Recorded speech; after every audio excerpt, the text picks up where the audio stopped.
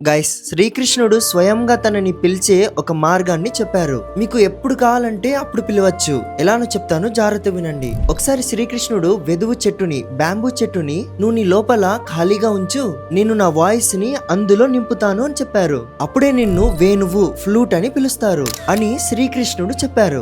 ఇది ఒక స్టోరీ మాత్రమే కాదు, దీని వెనకల ఒక డెప్త్ మీనింగ్ అనేది ఉంది. అదేంటంటే, మీరు మీ చేతితో వైష్ణవి ముద్రని చేసి బొటన వేళ్లతో ఇయర్స్ ని క్లోజ్ చేయాలి. అప్పుడు బయట నుంచి ఏ సౌండ్ రాకుండా ఉంటుంది. అప్పుడు మీరు మీ లోపల మొత్తం ఖాళీ అయిపోతారు, సేమ్ ఒక ఫ్లూట్ లాగా. కాసేపు మీరు చెవి లోపల అలా పెట్టిన తర్వాత ఫోకస్ చేస్తే ఒక సముద్రంలో అలల్లాగా సౌండ్ వినబడుతుంది. ఇలానే ఇదే ప్రాసెస్ మీరు 15 డేస్ చేశారంటే రాను రాను ఆ సముద్రం సౌండ్ ఒక ఫ్లూట్ లాగా మారిపోతుంది. ఆ ఫ్లూట్ సౌండ్ ఎంత బాగుంటుందంటే ప్యూర్ పీస్ ని అనుభవిస్తారు. అదే శ్రీకృష్ణుని యొక్క వాయిస్. ఆ సౌండ్ విన్నాక మీరు శ్రీకృష్ణుని యొక్క ప్రెజెన్స్ ని ఫీల్ అవుతారు.